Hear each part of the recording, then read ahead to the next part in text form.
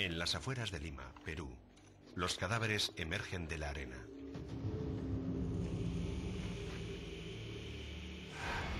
Tienen heridas terribles. Estas personas tuvieron una muerte muy violenta. Estos esqueletos pueden revolucionar nuestra comprensión de uno de los acontecimientos más importantes de la historia del mundo: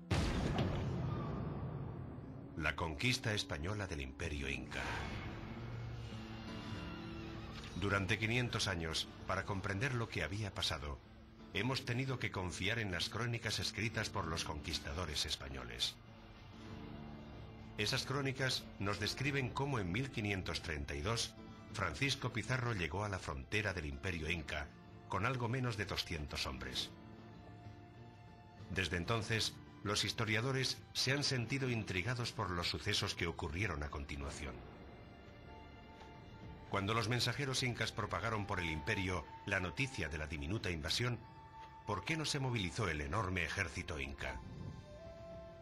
¿Cómo pudo un puñado de aventureros españoles poner de rodillas a la mayor civilización indígena de Sudamérica? ¿Fue debido a la inmensa superioridad de las armas españolas? ¿Fue debido a las enfermedades europeas frente a las que los incas no tenían defensas? ¿O fue por otra razón?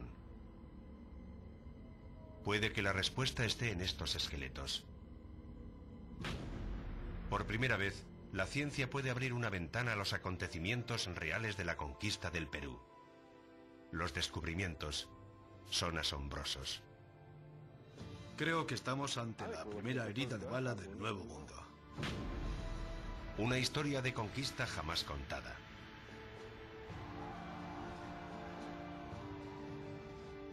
Una historia de alianzas secretas y traiciones.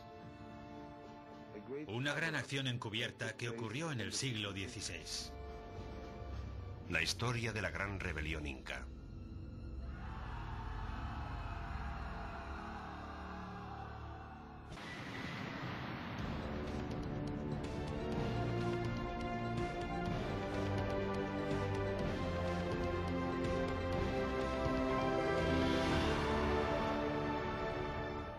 La gran rebelión inca.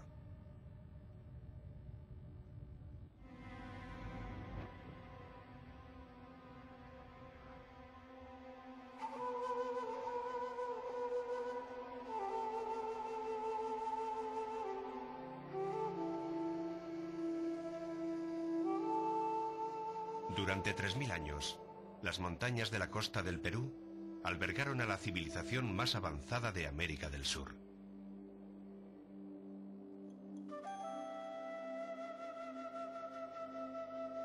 El Imperio Inca fue el último de los muchos que surgieron y cayeron en Perú, y fue el más grande.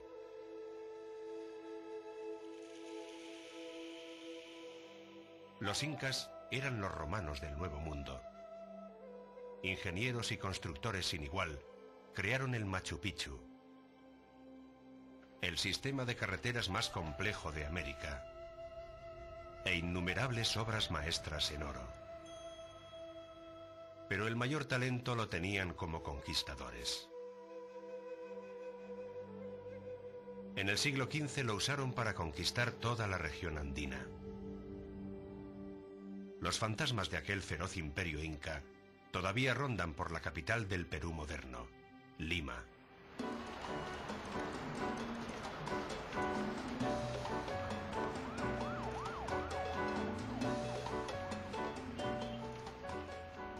La Lima del siglo XXI es una ciudad bulliciosa de 9 millones de habitantes.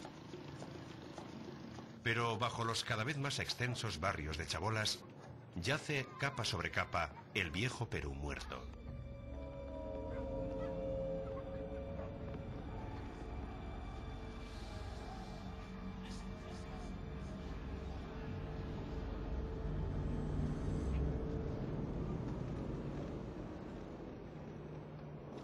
Durante más de 20 años, arqueólogos peruanos y el delegado de National Geographic, Guillermo Koch, han trabajado para desvelar los misterios de estos cementerios indígenas. Nadie sabe más que ellos sobre las zonas de enterramiento de Lima. Límpialo con la brocha nomás, eso es lo que hay que limpiar con la brocha. Con la escobilla, con esa. A comienzos de marzo de 2004, la ciudad iba a construir una autopista en una zona en la que sospechábamos que había un cementerio. Decidimos hacer una zanja para comprobar si era o no un cementerio.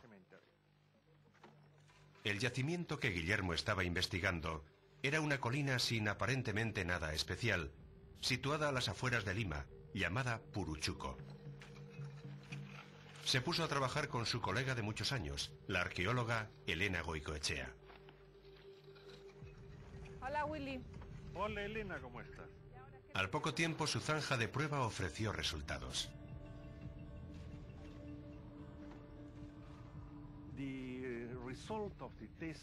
El resultado del sondeo fueron unas 20 tumbas en una zanja de 2 por 8 metros.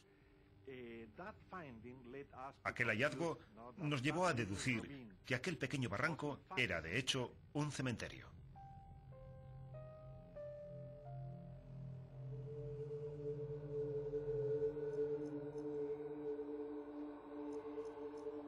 Al principio el cementerio de Puruchuco parecía muy similar a otros que Willy y Elena habían excavado. Los cuerpos estaban enterrados a intervalos regulares, sentados en cuclillas mirando hacia el sol naciente. Esa es la pauta clásica de los enterramientos incas. Pero al cabo de poco tiempo comenzaron a aparecer anomalías extrañas.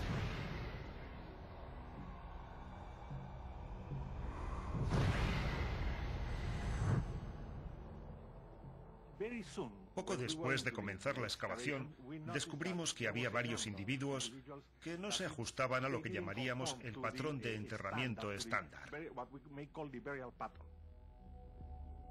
En las capas más bajas del cementerio, todo parecía estar como Willy podía esperar en un cementerio inca bien organizado.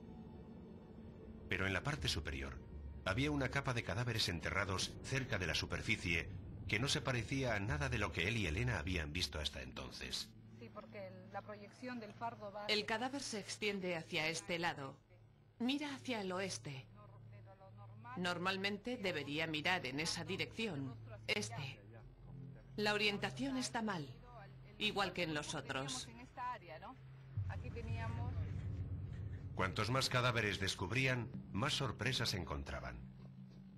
Se habían arrojado cuerpos de forma caótica, encima de los cadáveres del cementerio tradicional inca.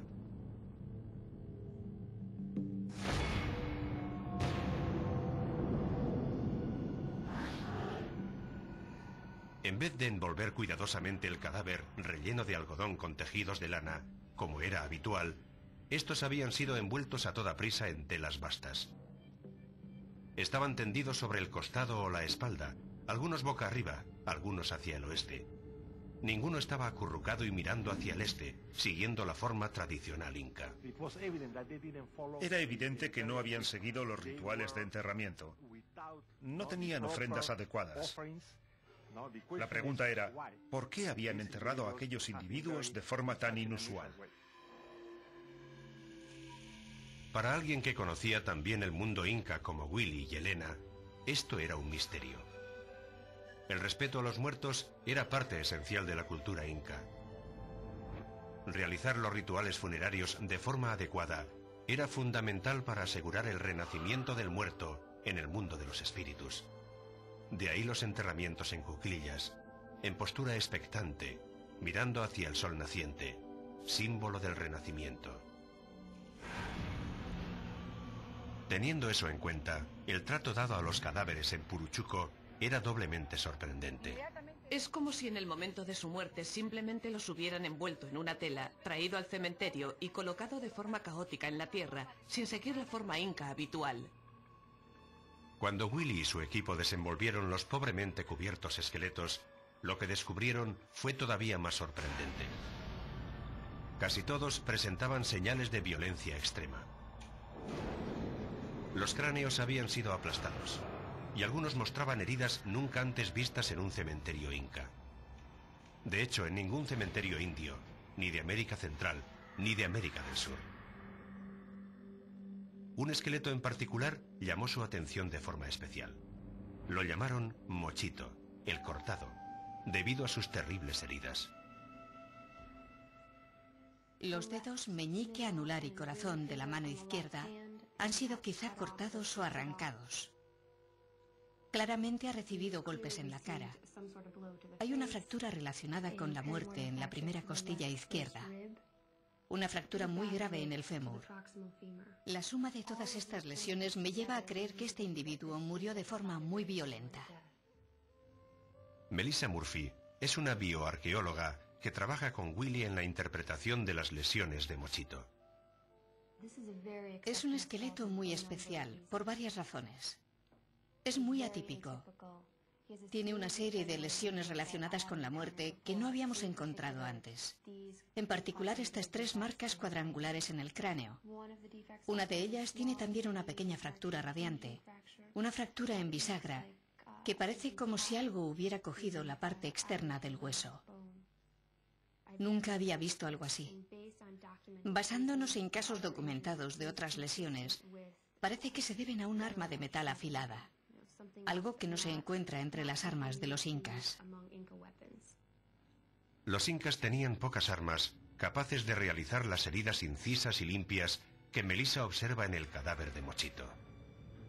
Sus armas de guerra más mortíferas eran bastones de piedra, lanzas y hondas. Las armas que usaban los guerreros incas habían quedado obsoletas en Europa hacía más de 2000 años. El ejército inca tenía que resultar extraño a los españoles. Quedaba fuera de su memoria histórica. Era un ejército de la edad de cobre. Los andinos podían fundir oro, plata y cobre, pero todos sus elementos cortantes o punzantes, todas sus armas, eran de piedra. La llegada de Pizarro y sus conquistadores en 1532 puso al ejército inca y a sus armas de piedra frente a un ejército europeo del siglo XVI con la tecnología militar más avanzada de la época. Las extrañas lesiones de la parte superior de la cabeza de Mochito hicieron pensar a Willy y a su equipo en heridas de arma blanca realizadas desde un caballo. ¿Eran los cadáveres del cementerio víctimas de los conquistadores de Pizarro? Si lo eran, eran las primeras que se encontraban.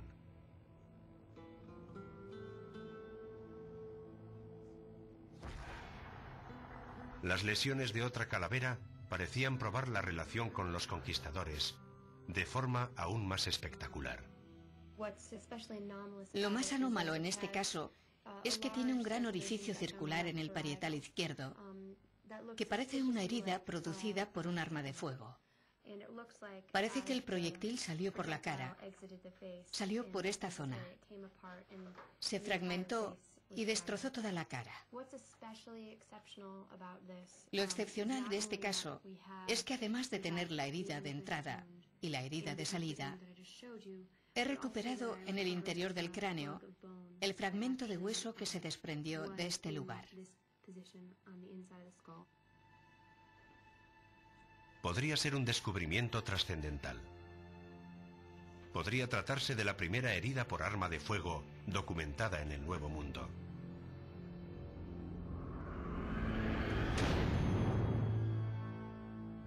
Las primitivas pero mortíferas armas de fuego del siglo XVI, llamadas arcabuces, fueron solo una de las muchas novedades aterradoras que los españoles llevaron con ellos a América del Sur. Los arcabuces de los conquistadores españoles no eran peores armas que los mosquetes que usó la infantería europea cientos de años después. Eran algo más pesados debido al peso de su proyectil, y los españoles sabían cómo utilizarlos, los manejaban muy bien. La combinación de fusiles, armas de acero y caballos tuvo un efecto devastador sobre los ejércitos nativos. Los incas no tenían defensa ante aquello. En Europa, la respuesta a las cargas de la caballería se había aprendido a lo largo de siglos de combates contra gente a caballo. Los incas no sabían cómo hacer frente a la caballería. Los españoles habían llevado con ellos otro elemento mortífero que acabaría por diezmar a la población inca: enfermedades. Pero nadie está seguro de cuándo comenzó exactamente la primera epidemia. Así que Willy y su equipo concentran sus esfuerzos en las heridas de los esqueletos que resultan más reveladoras. Si la sospecha de que se trata de una herida por arma de fuego se confirma, será una primicia. Por eso, Melissa necesita pruebas.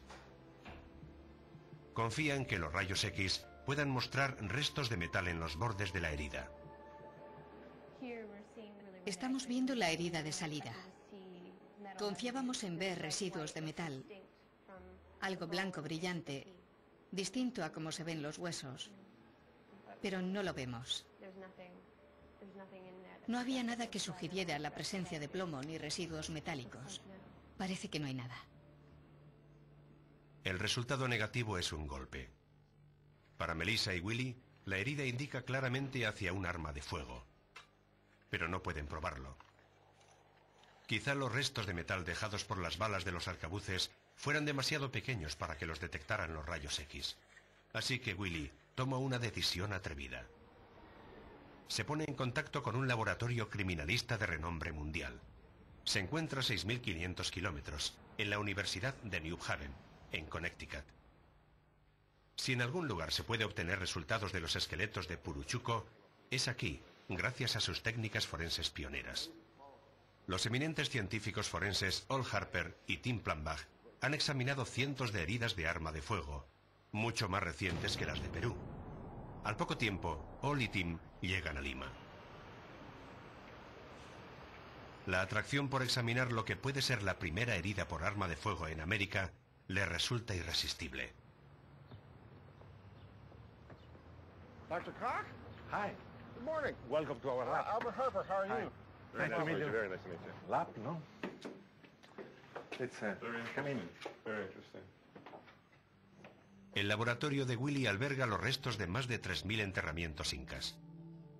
Han abandonado momentáneamente el trabajo con esta asombrosa colección de momias y esqueletos, ya que Mochito capta toda su atención. Se centran de inmediato en lo que Melissa cree que puede ser una herida por arma de fuego. Qué interesante. Mira esto.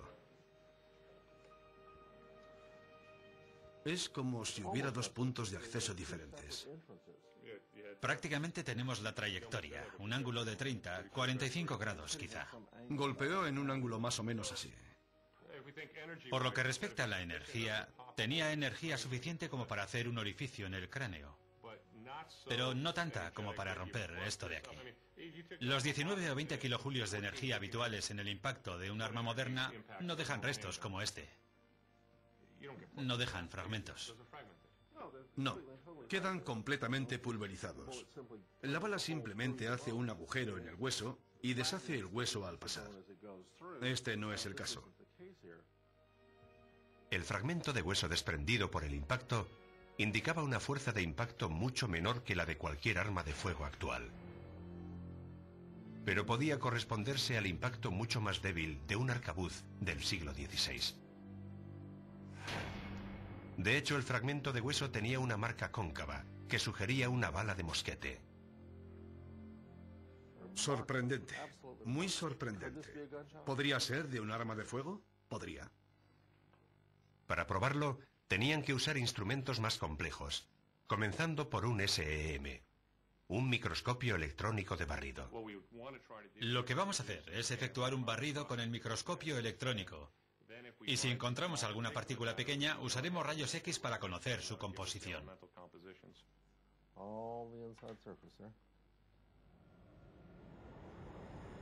Los resultados superan sus mejores sueños.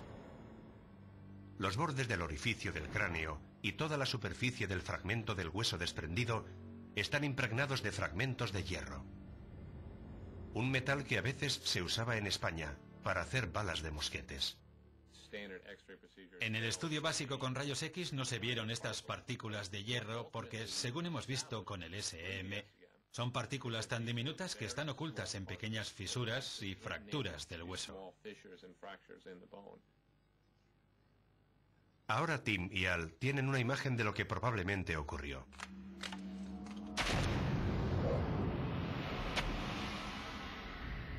Cuando la bala de mosquete golpeó la parte posterior del cráneo y atravesó la cabeza, dejó fragmentos de hierro profundamente clavados en el hueso, que han permanecido allí durante 500 años.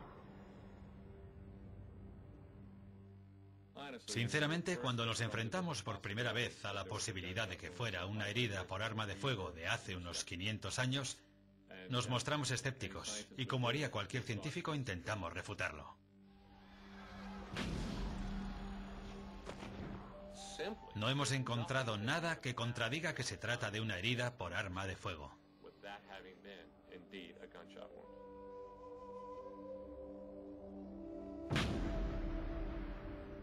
Se trata de un descubrimiento increíble. Además de ser la primera prueba de una herida por arma de fuego en América, apoya la creencia de Willy de que los cadáveres del cementerio de Puruchuco podrían ser los primeros restos forenses de las batallas de la conquista.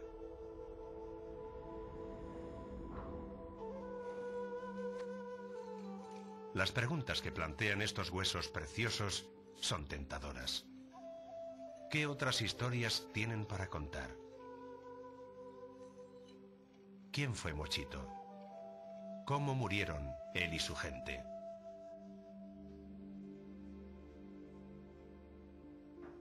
La ciencia forense ha abierto una ventana a la conquista española del Perú. ¿Qué más se puede ver a través de ella? ¿Confirmará lo que los españoles escribieron en sus crónicas? ¿Que las armas de fuego y espadas de acero que usaron dieron a un diminuto grupo de conquistadores una ventaja tan grande que pudieron vencer a miles de indios?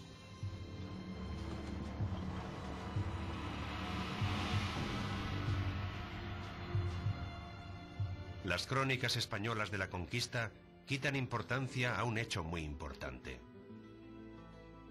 Cuando Pizarro y sus conquistadores llegaron al Perú, el imperio inca se estaba desmoronando.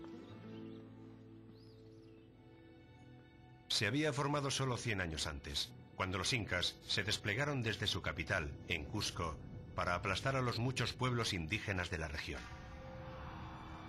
En 1532, muchos de los 10 millones de habitantes del imperio estaban hartos de la dominación inca y estaban dispuestos a aliarse con los españoles para deshacerse del dominio inca.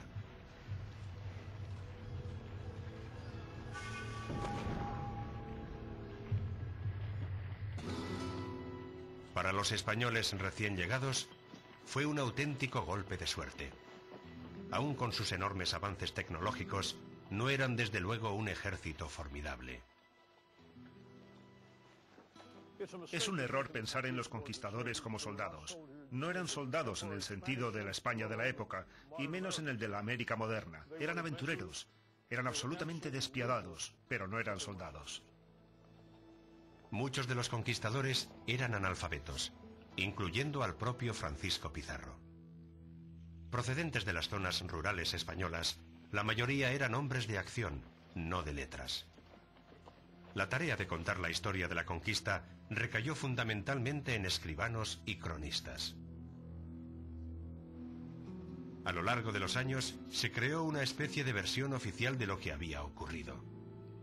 Los historiadores y arqueólogos sospechan desde hace tiempo que en el proceso se alteraron algunos hechos y otros fueron omitidos conscientemente. Los cronistas intentaban justificar la conquista y para magnificar la gloria de los españoles exageraron. Las crónicas hacen todo lo posible para mostrar una imagen dramática de las dificultades y heroísmo de los españoles, pero ignoran de manera notoria la ayuda que recibieron de los indios aliados. Relatan una sucesión de batallas dramáticas en las que el diminuto grupo de Pizarro se enfrentaba a grandes ejércitos incas y, contra todo pronóstico, ganaba. La más sorprendente de todas tuvo lugar solo pocas semanas después de la llegada de los españoles. En Cajamarca, al norte del Perú, se toparon con las tropas del rey inca Atahualpa, que estaban celebrando una exitosa campaña militar. Los incas no estaban preparados para la batalla. Los españoles los cogieron por sorpresa y los masacraron.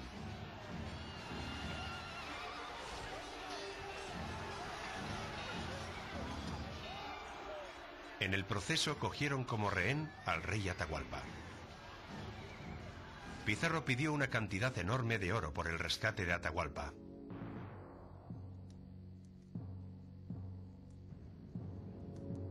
Una vez pagado, ejecutó al rey.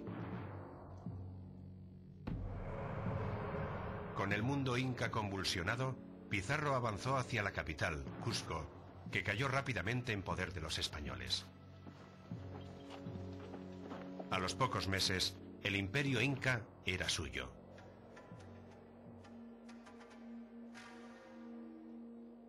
La resistencia armada inca tardó 4 años en materializarse.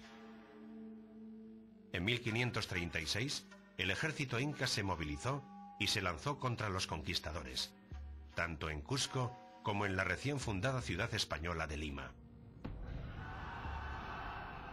Había comenzado la gran rebelión inca. Según las crónicas, el 10 de agosto de 1536, Francisco Pizarro estaba en Lima. Vio aterrorizado cómo un enorme ejército indígena barría la llanura de la costa. Que Dios nos salve de la furia de los indios. Era todo lo que podía decir. Fue seguramente durante el asedio de Lima, que se produjo a continuación, cuando probablemente perdieron la vida Mochito y su gente.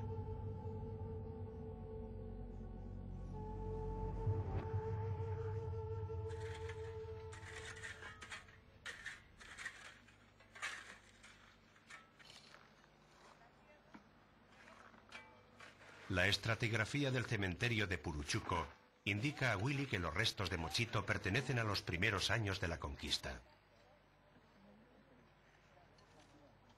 El único acontecimiento que puede explicar sus heridas y la posición estratigráfica es el asedio de Lima. En agosto de 1536, la ciudad de Lima tenía solo 18 meses de antigüedad. Sus pocas casas de adobe estaban dispuestas en forma de cuadrícula, alrededor de una plaza central. Según las crónicas, el día de la batalla, un ejército numeroso liderado por el gran general Quiso Yupanqui se aproximó a Lima. Calcularon que eran decenas de miles. A Quiso lo llevaban en una litera, rodeado por sus capitanes. Pizarro contaba solo con unos cientos de soldados. Con todas las posibilidades en su contra, decidió jugárselo todo a una carga desesperada de la caballería. Los españoles siempre intentaban matar primero a los líderes, porque sabían que eso hundía la moral del enemigo. Así que la caballería se abrió paso a través de las tropas incas, hacia Quiso y sus capitanes. Ante la carga española, los capitanes se replegaron, dejando expuesto a Quiso. Lo mataron de inmediato. El ejército inca se retiró de forma caótica. Según la imagen descrita por los cronistas, un puñado de españoles había derrotado una vez más, de forma heroica, a un ejército indio enorme. Lima estaba a salvo.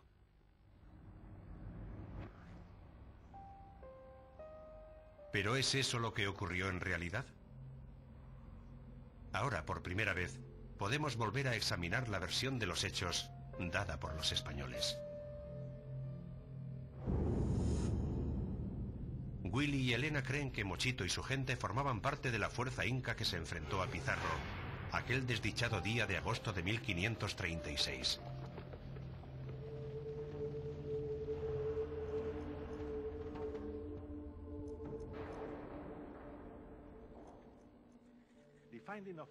El hallazgo de este individuo es muy importante, porque podemos comparar las descripciones que contienen los documentos europeos con pruebas materiales, con la realidad.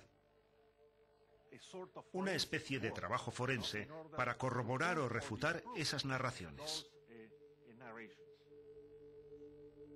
Mochito destaca sobre todos los otros enterramientos descubiertos en Puruchuco. Su cabeza estaba envuelta en una tela azul. Estaba en el centro del cementerio. Por la forma en que había sido enterrado, Willy y Elena estaban seguros de que tenía un estatus especial. Era un líder. Trabajando con los restos de Mochito, Tim y Al descubrieron que muchas de las heridas parecían concordar con el relato clásico del asedio de Lima. Quizá fue uno de los capitanes que estaban próximos al general Inca y murió durante la carga de la caballería de Pizarro. Eso podría explicar sus terribles heridas. Le fracturaron la mandíbula usando una fuerza tremenda. Normalmente el hueso de la mandíbula es muy fuerte y resistente, pero este lo partió una fuerza exterior descendente, desprendiendo la pequeña porción de hueso que falta. ¿Quién sabe dónde está? Allí ocurrieron cosas terribles. Al examinar las vértebras, descubrimos que las vértebras torácicas están intactas, pero no así las costillas. Tiene fracturada y desprendida parte de la primera costilla. Y vemos también daños en el esternón. Está fracturado no en una, sino en 3 partes diferentes. Algo golpeó con muchísima fuerza el cuerpo de esta persona. Algo muy grande y muy pesado. Quizá una piedra de gran tamaño o puede que un caballo. Las afiladas heridas incisas de la cabeza y las heridas por aplastamiento en el torso son exactamente lo que se espera en alguien que ha muerto durante una carga de la caballería. Pero cuando Al y Tim examinaron los restos de la gente que había muerto con Mochito, aquellos cadáveres parecían contar una historia diferente. Es muy poco frecuente ver este patrón. Muchos de ellos tienen golpes en la cabeza que les han roto por completo el cráneo. El hueso occipital está roto, además de lesiones en la cara y las órbitas. La mayoría en el lado izquierdo, como si el golpe hubiera venido de la derecha.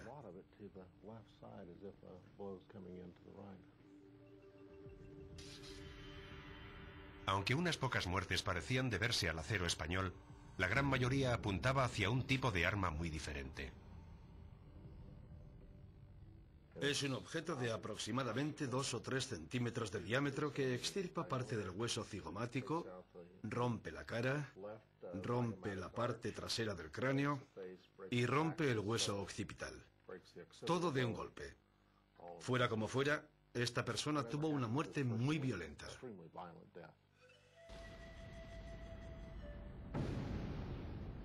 Las calaveras machacadas ofrecen otra sorpresa espantosa.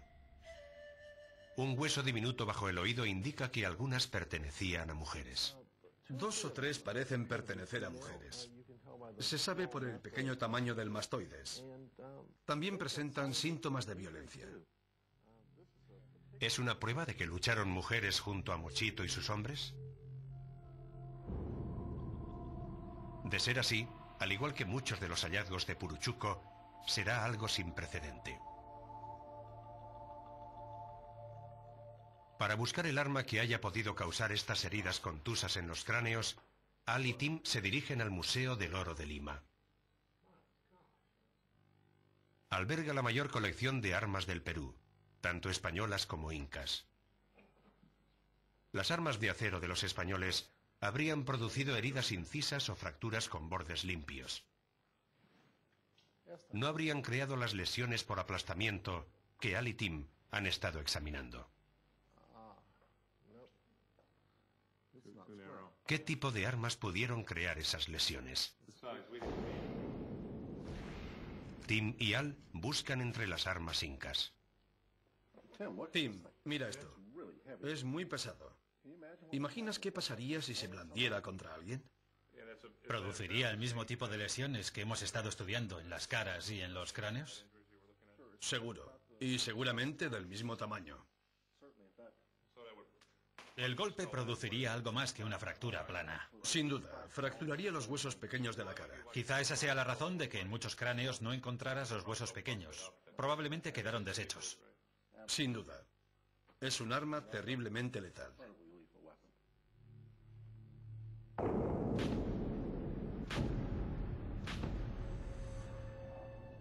La posibilidad de que a los indios encontrados en el cementerio de Puruchuco los hubieran matado con bastones de piedra lleva hacia una conclusión sorprendente. A la mayoría los mataron no los españoles, sino otros indios.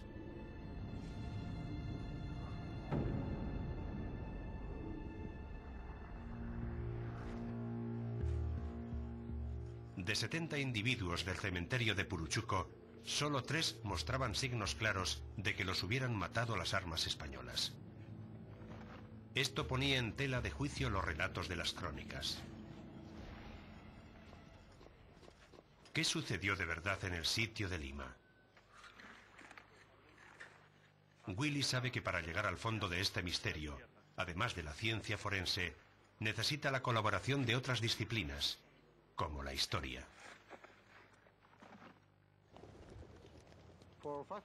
Durante 500 años nos han contado que un puñado de españoles, con sus hierros y sus caballos, fueron capaces de conquistar un imperio. Como los historiadores hemos mirado más allá de las crónicas las 3 últimas décadas, la versión oficial puede ahora ser rebatida. El historiador Efraín Trelles ha estudiado los archivos históricos de los comienzos de la colonización española en Perú.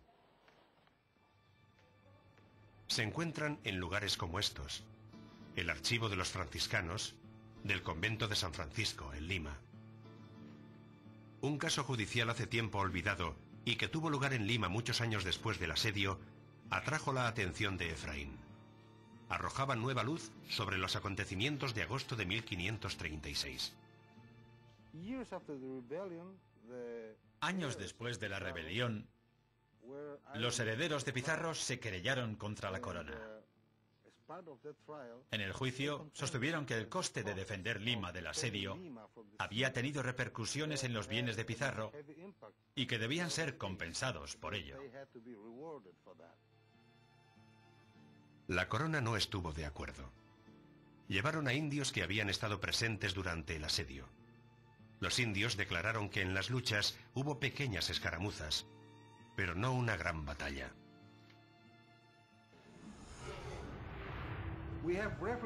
Tenemos referencias de luchas durante el asedio, pero principalmente de indios contra indios.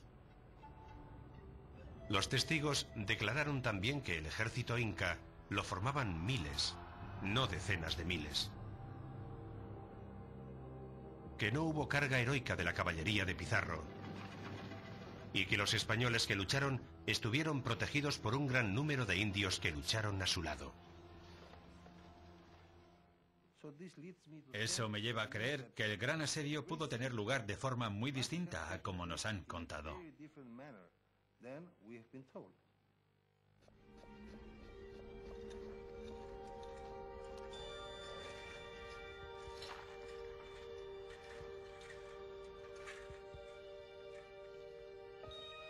El descubrimiento de Willy de que la mayoría de los guerreros de Mochito murieron a manos de otros indios apoya la versión de los hechos que se relataron en el juicio. Proporciona también la primera prueba científica de lo que los historiadores llevaban tiempo sospechando, pero que no habían podido demostrar: que el papel de los aliados indios, minimizado sistemáticamente por las crónicas, fue fundamental para el éxito de la conquista.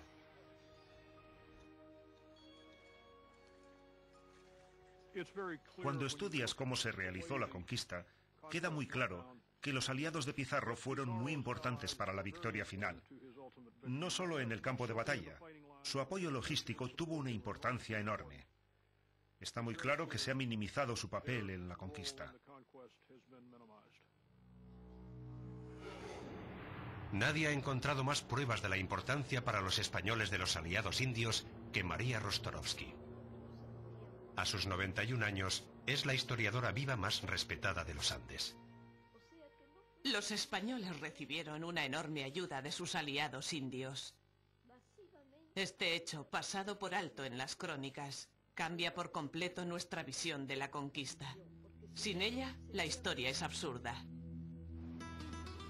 María ha descubierto documentos que revelan la historia verdadera del asedio de Lima.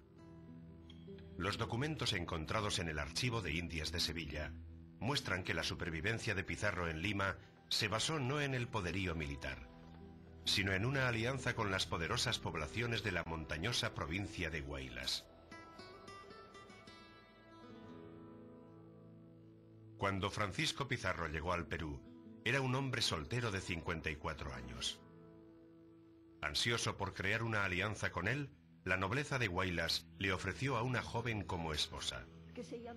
Se llamaba Quispe Sisa, y tras ser bautizada, se convirtió en la concubina de Pizarro. Es un hecho curioso. Los españoles tuvieron todas las relaciones que quisieron con las mujeres andinas, pero solo después de que se bautizaran.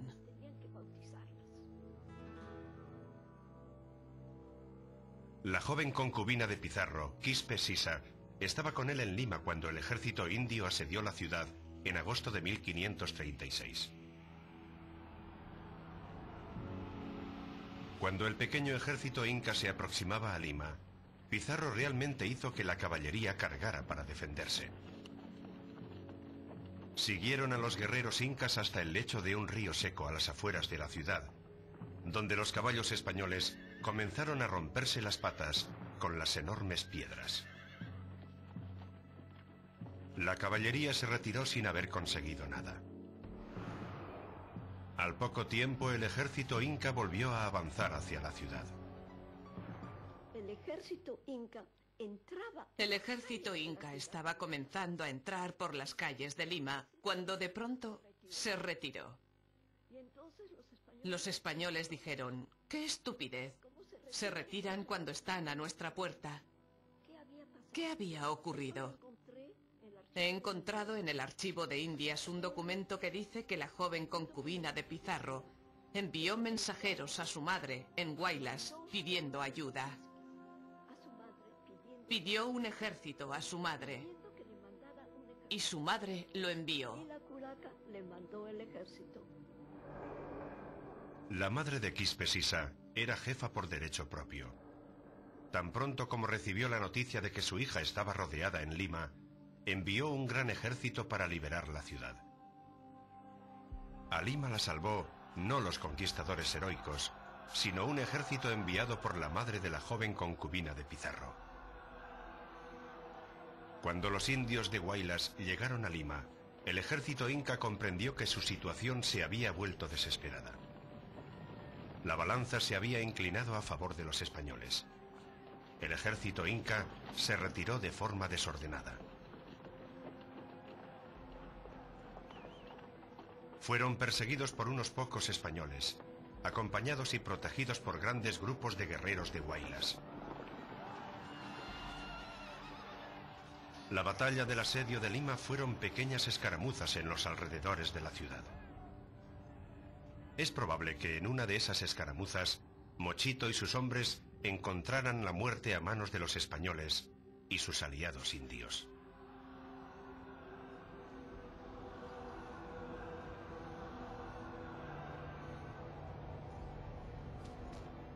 Hoy, por fin, podemos contar la historia del último día de su vida.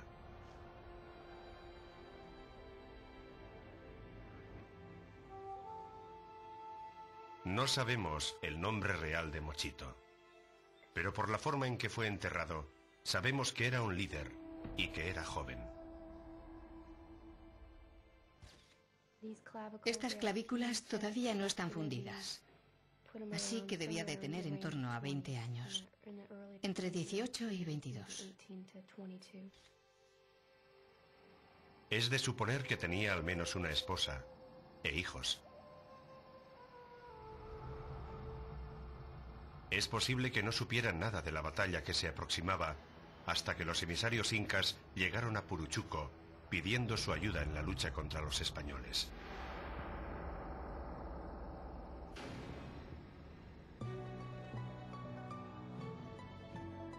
La mañana del ataque seguramente salió de Puruchuco para recorrer los 8 kilómetros que había hasta el nuevo asentamiento español de Lima. Él y sus compañeros guerreros irían armados con las armas tradicionales incas, bastones de piedra, bolas y lanzas. Les acompañaban mujeres, no como guerreras, sino probablemente para transportar comida y agua para los días de lucha. No olvidemos que los virus podían haber llegado ya y diezmado la población indígena. Como habían perdido a muchos guerreros, es probable que las mujeres transportaran los habituallamientos.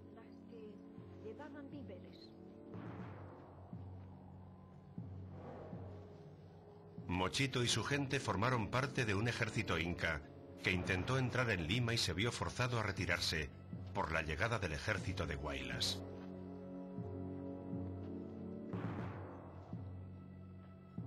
Una opción más que probable es que mientras intentaban regresar a Puruchuco, fueron cazados por un pequeño grupo de españoles y sus muchos aliados indios.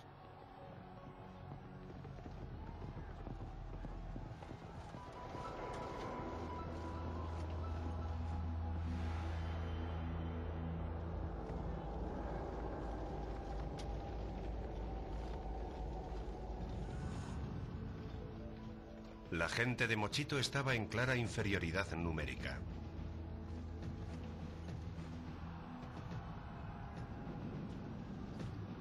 Los mataron con brutalidad salvaje.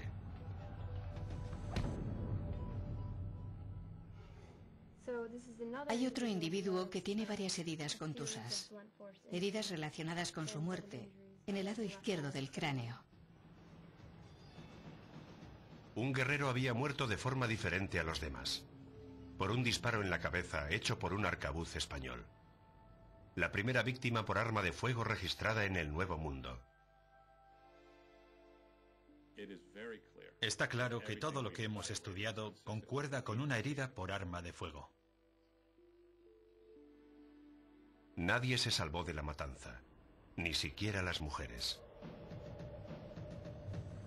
Se trata seguramente de una mujer joven. La golpearon con mucha fuerza. Al ser el líder, Mochito debió de ser atacado con especial ferocidad.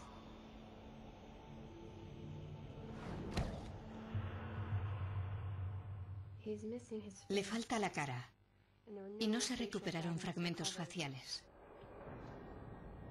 Los huesos de sus extremidades y torso fueron destrozados con golpes de bastones y seguramente por los cascos de los caballos españoles.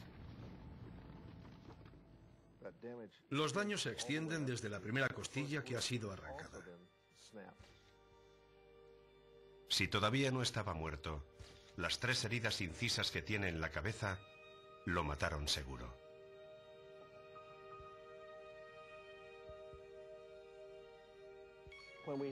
Cuando tuvimos oportunidad de hacer un TAC y asomarnos al interior del cráneo, vimos que la capa interior del cráneo estaba perforada en 3 partes. Una fuerza así aplicada contra el cráneo tuvo que causarle la muerte.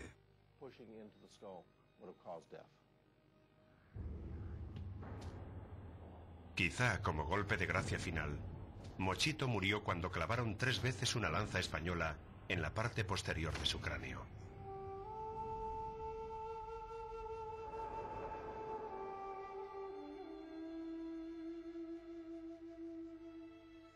Algún tiempo después, la gente de Puruchuco acudió a recoger a sus muertos.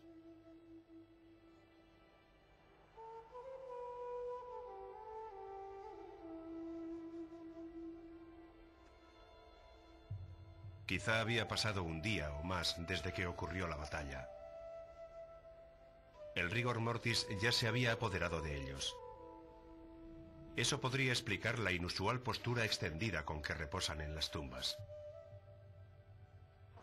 Como aún había combates en la zona, no había tiempo para realizar los ritos funerarios.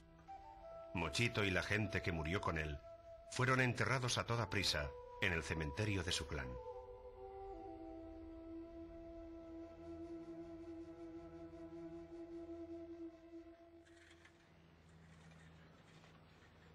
Gracias a sus restos, el trabajo de arqueólogos, científicos e historiadores ha descubierto una verdad escondida durante mucho tiempo. La conquista del Perú fue un asunto de indios luchando contra indios. Indios tomaron Cuzco. Indios defendieron Cuzco. Indios atacaron Lima. Indios defendieron Lima.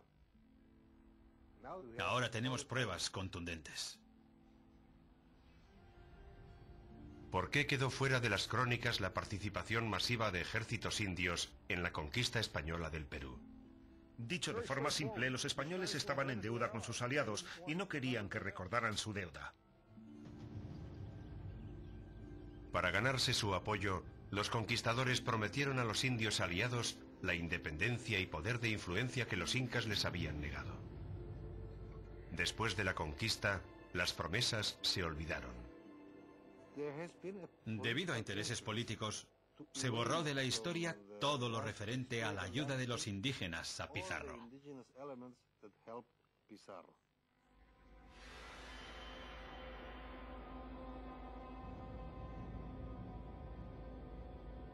La historia de la alianza de los españoles con los indios andinos para que lucharan por ellos en las batallas es la gran historia no contada de la conquista. Por un extraño juego del destino, han sido los huesos de sus víctimas, los Mochito y la gente que murió con él durante el asedio a Lima, quienes han dado testimonio de esta verdad largamente olvidada.